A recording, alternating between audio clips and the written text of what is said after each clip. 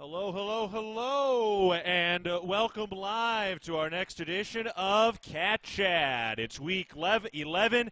We've got just two more regular season games to go in the football season as basketball's getting underway. The snow is here. The cold is here. This is it, Coach. We're here. We're into November. This is fun. Yeah, this is the thick of it right now. This is when you want to be playing big games, and that's what we continue to do. No doubt about it. And starting to feel like November finally. We had all that nice weather through October, and now we finally feel like winter. How was practice this morning? How's the temperatures out there? It was low temperatures for sure.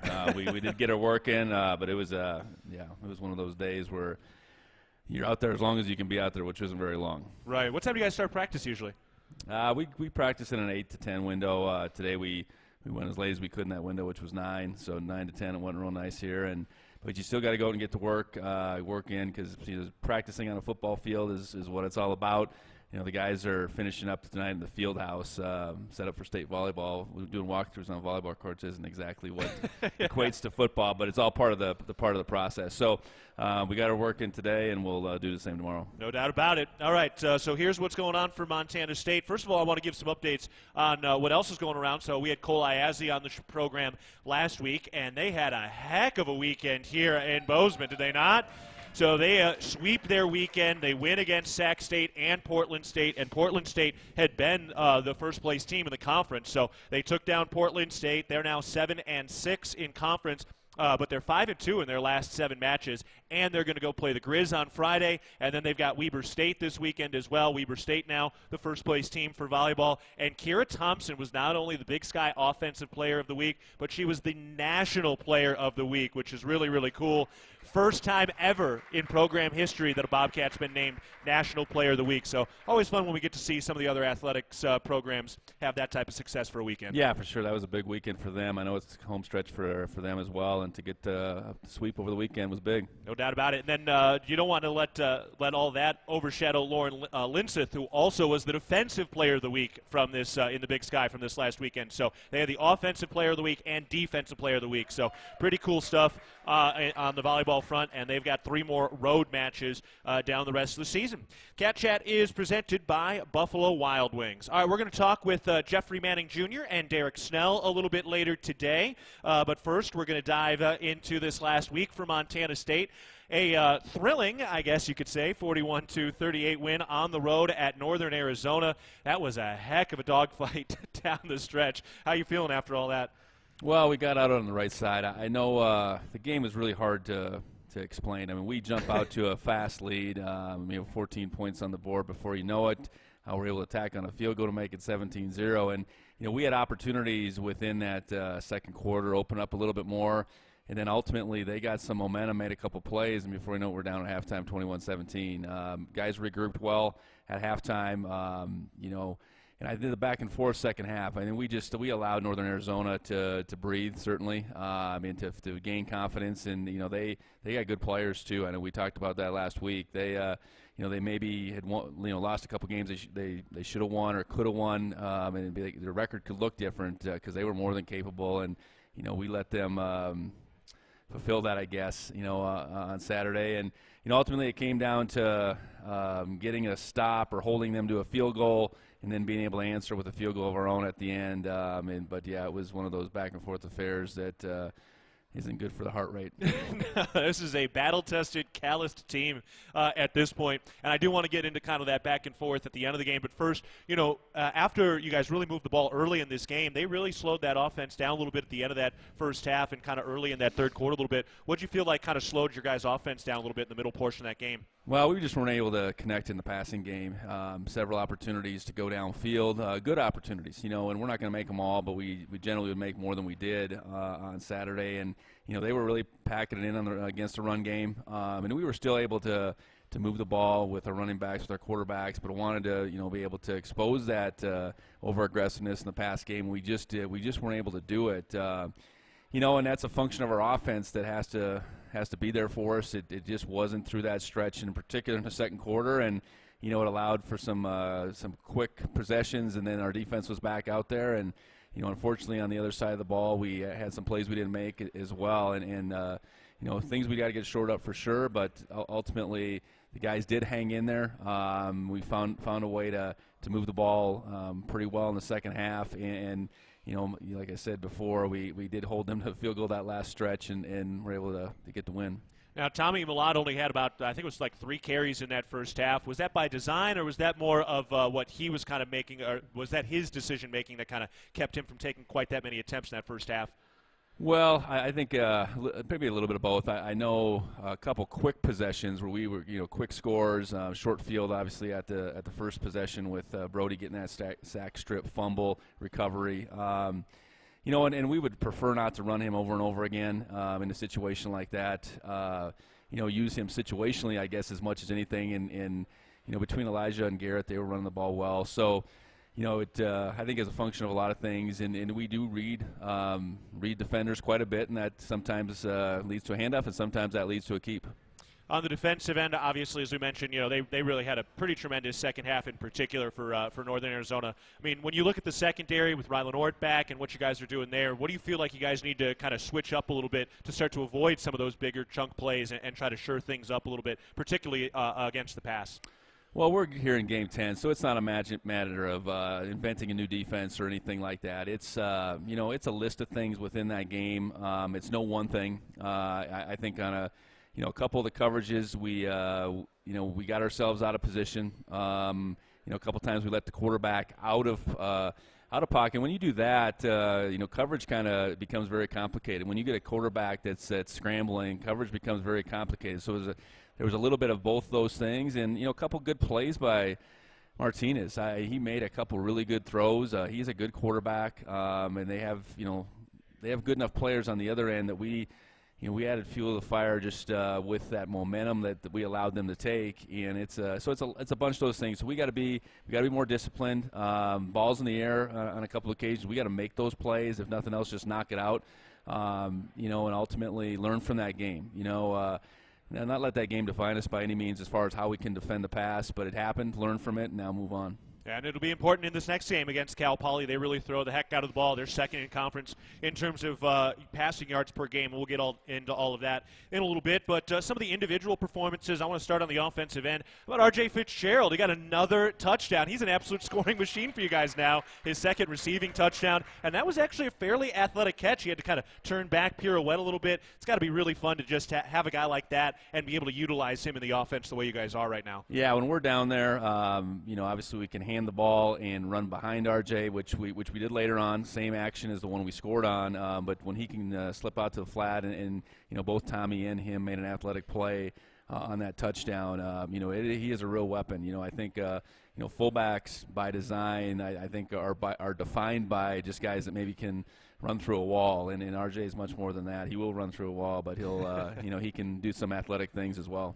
The other guy who's running through a wall right now is Derek Snell, who got his first career rushing touchdown in this ball game. Obviously, having to use him a little bit more because of the way the running back room has been beaten up. But, man, what he's been able to do this year, we're seeing him rush for a touchdown. He caught the go-ahead touchdown pass against Weber State, and he's springing these guys left and right. I mean, he had one of the key blocks along with Ravi Alston on the touchdown run by Tommy Mellott. One of the big blocks he had was in that Weber State game where he just absolutely pancaked a guy. I mean, this guy just has all the skill sets seemingly out of that tight end position. Yeah, Derek's having a really good year, and I think last year he did some good things, and we charged him to continue to take his game forward, and he's done that in every which way. And it does start with his blocking, and he's able to block on the perimeter, block in line, block from the backfield. He was able to catch the ball and run routes really well, which he's continued to do, and then adding that element of being able to run the football and give us a big back threat, which we don't have without him. That's been a nice deal to add to our offense, and he's very skilled, very good feet. He's a big guy that can really run as well, and he's having a real good football season. I mean, so you were a tight end in your playing days, right? So when watching a guy like this and watching the way the tight end position in particular has just changed over the last couple of years, I mean, it's got to be kind of interesting to watch the way it's changed. What are some of the things that stick out when you think about the evolution of the tight end position over the last couple of years? Well, I know not one time did I ever not just put my hand in the ground and line up next to a tackle. I know that in my years playing. So, all the different things we're able to do with a guy like Derek, play the traditional spot, but then split out and really, be a receiver where, if you get a matchup size-wise that is advantageous, it really helps. And then, motioning guys, in and out into the backfield, and then, like we're doing with Derek, being able to hand him the ball as well. Because what defense has to look at when he's on the field, what are they doing with him? And when we're doing a whole host of things like that, and that's not, Trayton Pickering is very versatile as well. We haven't handed him the ball, but Trayton's splitting out, and, he's a little bit taller, he's a little bit different matchup, but when you have those two guys, and the defense has to look at them in a really neutral way. I think that's the biggest thing. It makes us that much more harder to defend. Yeah, pretty impressive. I mean, fill me in here if I miss anything, but we've seen Snell lined up in the slot. We've seen him lined up in the backfield. We've seen him lined up against the line as a true tight end. I mean, that's a lot of different places to be putting a guy around on the field. It's fun to watch. Yeah, we just got to line him at quarterback next. Yeah, a little wildcat quarterback. Yeah. I'll take it. All right, we're going to take a break, but when we get back, we've got more with head coach Brent Vigen on Cat Chat. You can enjoy Cat Chat, the official radio show of head coach Brent Vigen and Bobcat Athletics over wings and beer every Wednesday at 6:30 p.m. only at Buffalo Wild Wings. This is Cat Chat from Learfield.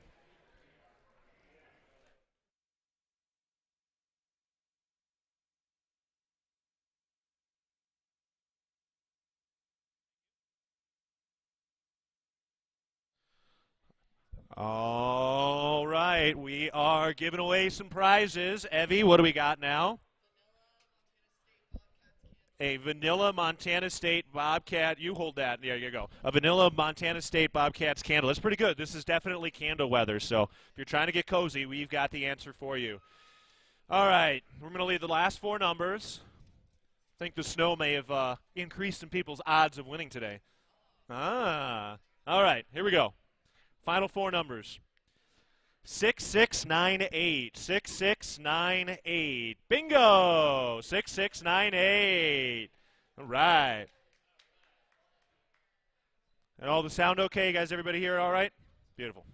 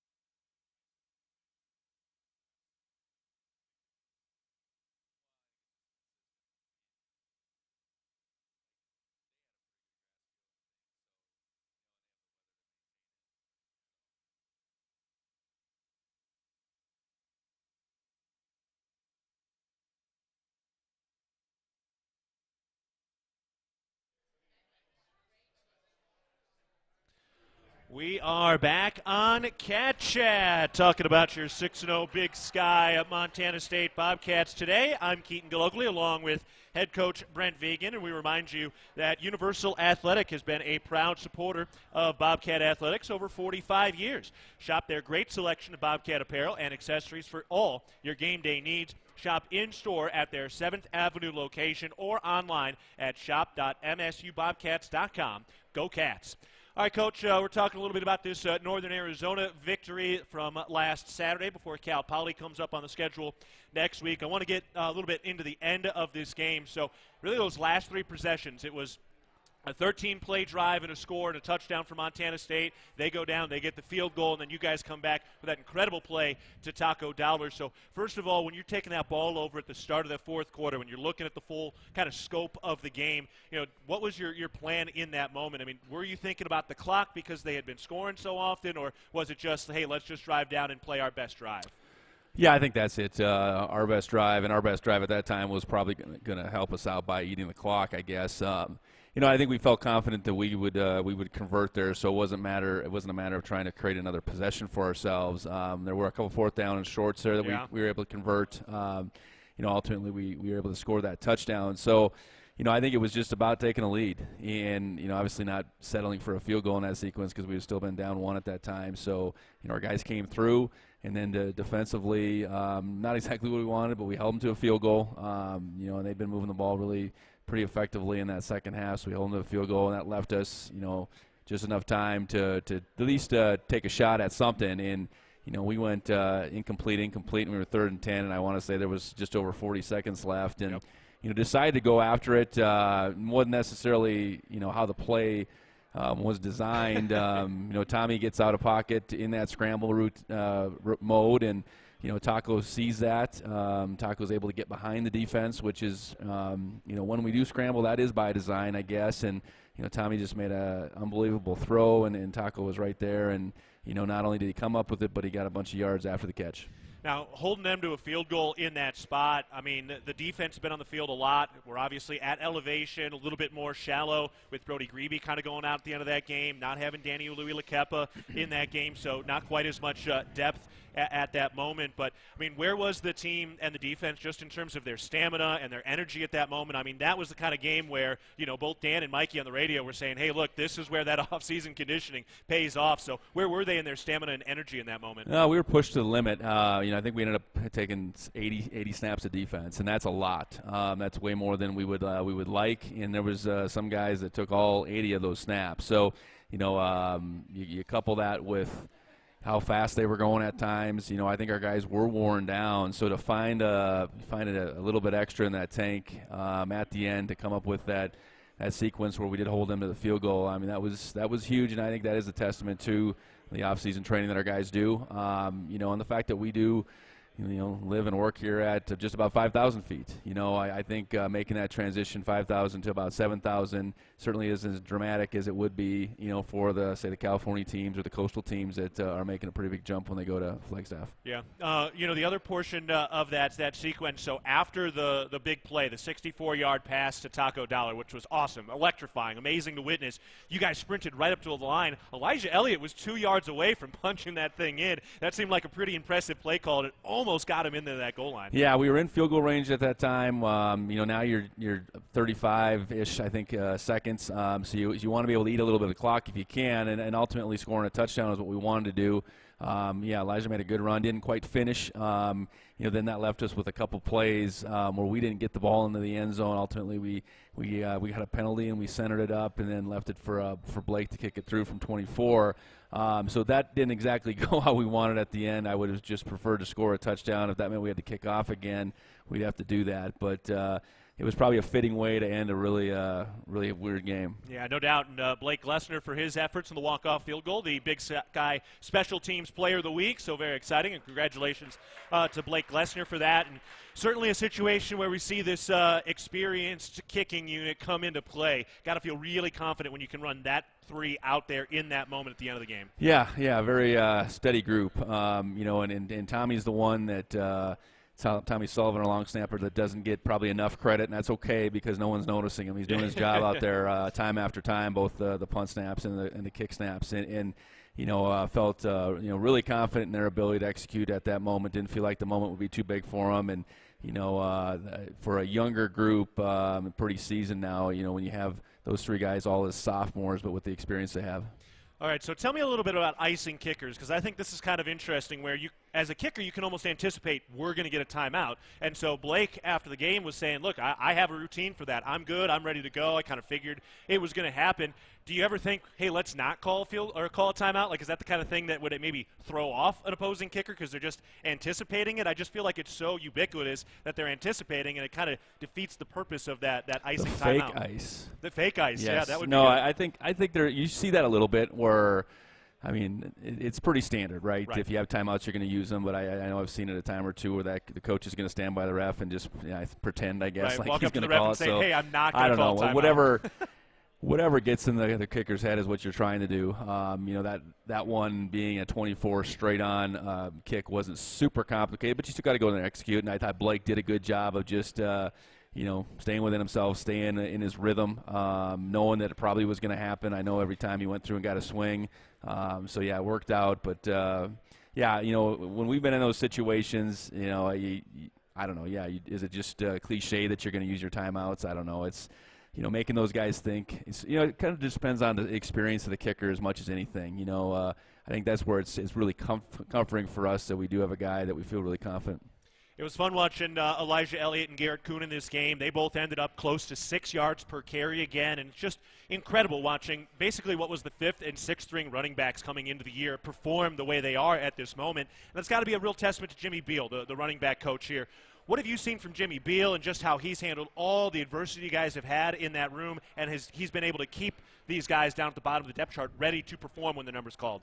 Yeah, anytime you have your position group, you're close to them all, and you want what's best for all of them, but you also have an order, a pecking order, and as those guys have gone down, I think it's mixed emotions. You're obviously very disappointed for the guys that can't play, but then you're excited and you got to get the next guy ready to go, and I think he's done a great job of really working with the hand that's being dealt to him, and that's been different all the way through the season, whether it's early where we had a few more guys or in the middle or, whatever it was, game 3 and 4, we didn't really have anybody, to now I think we've settled in and, Elijah's been the constant. He's been there the whole time. Getting Garrett back has been great. I know we've had Lane in and out. So, credit to Jimmy for getting those guys ready to go, getting them confident, and then, I think we're asking them to do things they're capable of, and they've been executing. Yeah, it's been fun to watch, and a credit to Jimmy Beal and a credit to the depth in that running back room. All right, before we chat with Derek Snell, quickly, let's just get our fans here the update on just personnel and kind of who's in and out, because not everybody's paying attention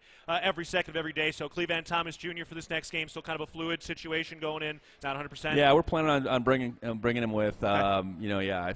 Fluid is probably the right word, but I think we're planning on him playing on Saturday. Okay, and then Sean Chambers still kind of a work in progress? And Sean's making the trip. He's available. Okay. He's practiced the last couple days, okay. albeit in the cold, but he's practiced. So, he's made really good strides over the last week. Great, and then Lane Sumner not this week, but not a season-ending injury? Correct. Okay, and then Daniel Louis Lakepa, so he was out this week, not going to play this week, but not a season-ender? Correct. Okay, and then Isaiah Fonse and Jahari Martin, they're both practicing, not playing this week? Fair, yes. Okay. Yep. All right. I think that's just about every. Yep. Other than Brody Grebe went out in that game, so not playing this week. Same deal. Yeah, Yeah. he's on the mend as well, and that's the nature of it. I know. It's frustrating, I suppose, but you have the mindset of get those guys healthy as fast as possible, and while they're out, opportunity for another guy to step up and do the same job. No doubt. Well, on behalf of Bobcat Nation, we appreciate you giving us that actual information, because I know not every coach does. So I know we're very appreciative to just kind of know who's in and who's out. It certainly adds to the fandom, I think, when you know who's there and who's not when you're going into those games. So thank you for that, Coach. Sounds good. All right, we're going to take a break. Derek Snell will join us after this timeout. This is Cat Chat from Learfield.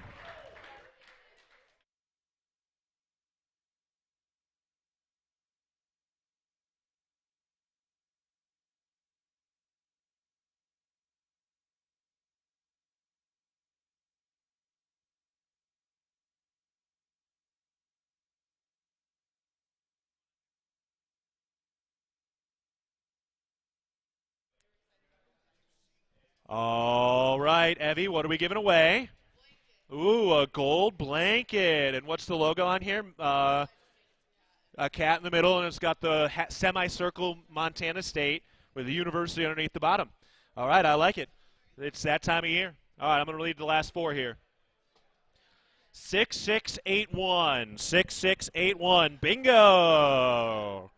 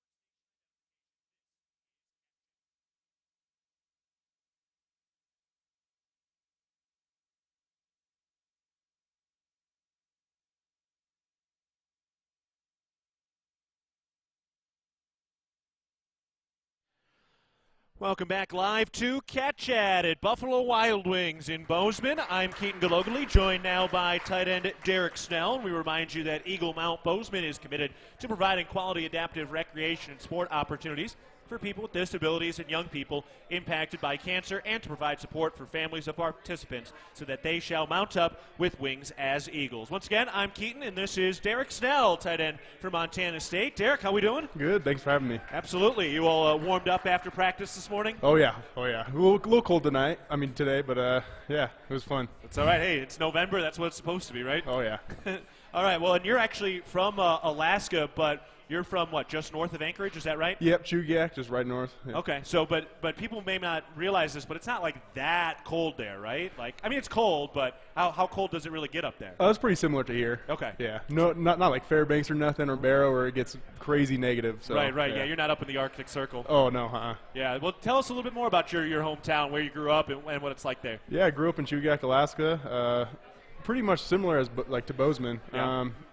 Just played sports all my life, and yeah, just love it up there. Yeah. So what other sports you play besides football? I played basketball. I wrestled growing up. A little bit of baseball. Wasn't too good at it. I like being physical, so that didn't really work. Swing baseball back. doesn't have a lot of tackling in it. Yeah.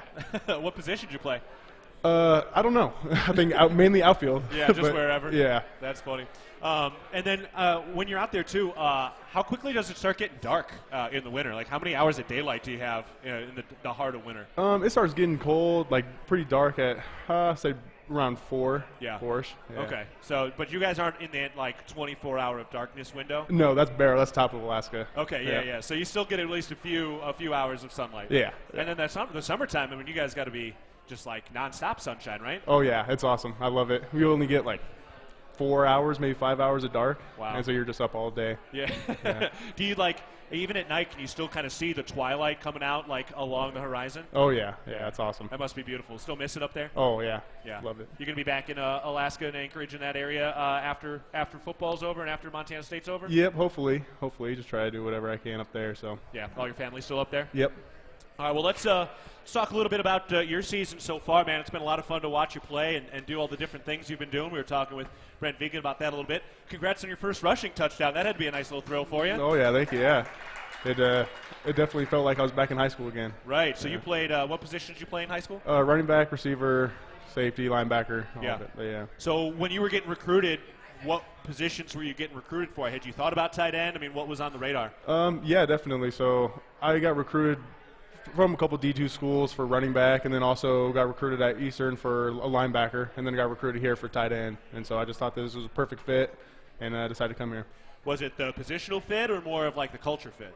Culture for sure. I saw coaches, I saw how everyone rallied around each other, and I loved that aspect of it, and just pulled the trigger. So if they said, hey, we want you to play a linebacker or whatever, would you have come here kind of regardless of the position, or did you want to play tight end? Yeah, probably. I love it here. Whatever I could do to help the team.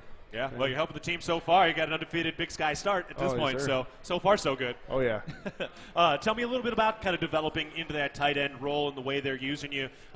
What's been kind of the most fun aspect of this season in terms of the way they're using you, all the different things you've done? What do you like about doing all that different stuff? Obviously you like getting passes thrown to you, but I think mainly for me is blocking on the perimeter and being able to help somebody hit a hole and take off for 60. Yep. You've seen that a couple times with Tommy and Sean, and I just love helping out my team and making plays for them. Do you have a favorite block, one that really just sticks in your mind that you just love revisiting as a memory? The one Tommy scored against Weber State a couple weeks ago, hit him, and I love that. I think Tyler Walker, the tight ends coach you guys have, he had a great quote about it. He said he didn't see it, but he heard it. Yeah. And then, the other thing, too, first of all, you were there to help spring Malott for that 44-yard touchdown run, although he certainly made a few men miss right after that, which was impressive to watch. But Robbie Alston was right there as well, and it was you two guys that opened up that hole to get him into that secondary. What have you seen from the receivers in their ability to block on the outside and what their role has been in the running game this year? Yeah, definitely. I think they've stepped up tremendously over, just a year. You look this year, perimeter blocks from them is exceptional. I think that they're doing a great job, and, us as tight ends could learn something from them as well. Oh, yeah? Yeah. Yeah, what can you learn from them? Oh, just being able to, drop down, being able to stay on blocks, maintain, and yeah. Yeah, I think, man, it's been so impressive and so much fun to watch. And I think particularly Robbie Alston, because he's a guy who's only getting maybe 1 or 2 catches per game, but it feels like every one of these touchdown runs, he's a guy who's way downfield getting some of those blocks. Mm-hmm. Yes. Yeah, he's got great effort. Yeah. Can't really coach effort. You want to be out there, and he wants to be out there. So. Yeah, fun to watch. All right, so you've had a couple of big moments. So we kind of mentioned a little bit, but you've had the rushing touchdown in this last game, which was crazy and back and forth, and then you had that big go-ahead touchdown catch against Weber State as well. How did those kind of two compare? Obviously, one's at home and in a big moment, but when you compare that first rushing touchdown versus that go-ahead touchdown catch, how do they compare and stand up to each other? Rushing touchdown is cool, but being able to be in a close game with Weber State like that and at home, you want to do whatever you can to win at home. So being able to be fit in wherever I can it's awesome. Yeah, that place was rocking too in that Weber State game. Oh yeah. Yeah, did you heard it much louder than that in your time here? Maybe Cat Grizz in 19, but other than that, no. Yeah. We got the best fans, so. No doubt about it. Yeah. You hear that? You guys are a part of this too, aren't you? Yeah. It's going to be loud again, too, when we get back home in 2 weeks for Cat Grizz, which is going to be fun. I want to ask you about R.J. Fitzgerald as well. We've had the opportunity to see him emerge as a scorer, which is a lot of fun.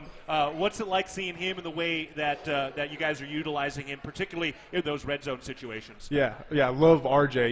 He didn't really get the ball much in his college career, and now he's already has 5 or maybe 6 touchdowns. Yep. It's awesome seeing him succeed and just being the beast that he is. Yeah. What kind of captain, what kind of leader is he? Oh, man, he's awesome. Being able to just rely on him and speak to him and watch him work is is awesome. Yeah, it's been fun to watch the way some of these captains have worked, and so many of them are walk-ons to captains, which is just crazy. Tell us a little bit about just the culture here. You kind of mentioned it in your recruiting, but why is this a place that people are willing to stick around for 6 years and make that big jump from walk-on all the way to captain by the time their careers are over? Yeah, I definitely think that we play for each other. We want to be tight-knit and just want to go out, work for each other, and do whatever we can. Yeah, it's fun to watch and see you guys do all that. So we head toward these last couple of regular season games. Playoffs are right around the corner, and hopefully we got a lot more touchdowns to witness. And you've been kind of the guy who's been the lead celebrator there. You're the one lifting everybody up on almost every single touchdown play. When did that start? I mean, I don't know how many of these touchdowns have you been the one to kind of lift that guy up like a trophy? I did it every now and then in 2019, and Yeah. then last year I tried to do it a little bit with Isaiah, and then. I was just always there for those dudes to lift them up. So. Are they starting to look for you now, or do you have to hunt them? Actually, this past game against NAU, RJ lifted me up after the touchdown. So Oh, it was that's pretty so nice. Yeah. A little turnabout. Yeah. Is there anybody on this roster who scores the touchdown that you wouldn't try to lift up? Oh no, I would try to lift up everybody. If Rush or Perk try to score a touchdown, then yeah, I'd definitely try and lift them up too. I would love that. I would love to see maybe them recover a loose fumble or something and see you guys try to get these guys up. Oh, You yeah. got enough power for it? I think so. Yeah. Good. All right, and finally, Cal Poly coming up next on Saturday. What are some things fans should look for? What are some of the keys to this game on Saturday against Cal Poly? Yeah, I definitely think that we should. You guys should look for some explosive plays. We haven't really had a full game on offense, so we're just striving for that every week. What do you mean by full game? Just kind of having almost a perfect game. Yeah. Just being able to run the ball well and pass efficiently. So. Cool. Well, we'll be looking for that when we travel down to Cal Poly this Saturday. Derek Snell, appreciate the time, and thank you for joining us. Thanks for having me. All right, tight end Derek Snell. Jeffrey Manning Jr. will be joining us after this timeout. This is Cat Chat from Learfield.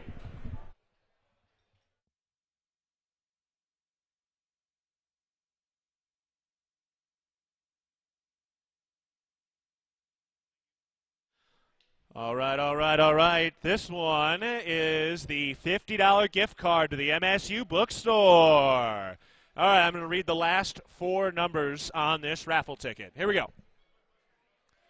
6708, 6708, 6708. Bingo.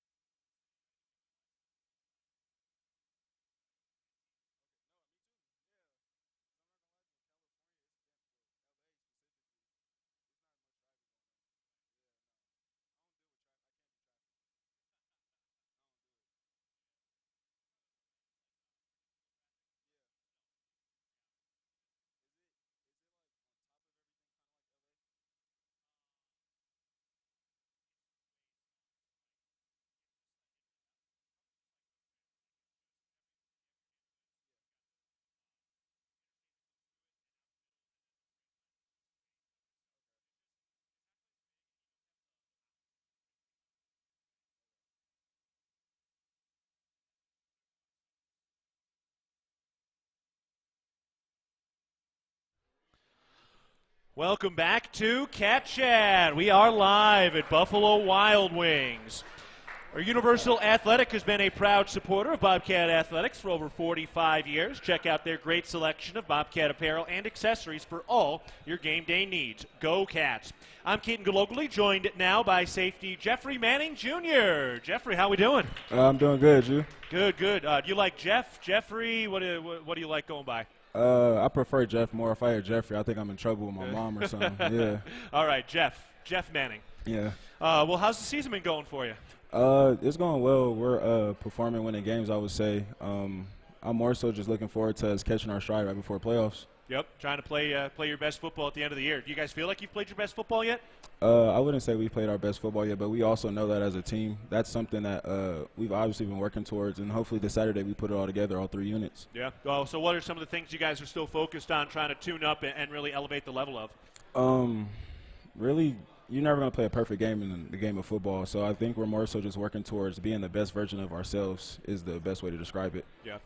Tell us a little bit about this Northern Arizona game. We asked Vegan about it a little bit, but I mean, at the end of that game, when you're trying to get that final stop, you're able to hold them to a field goal.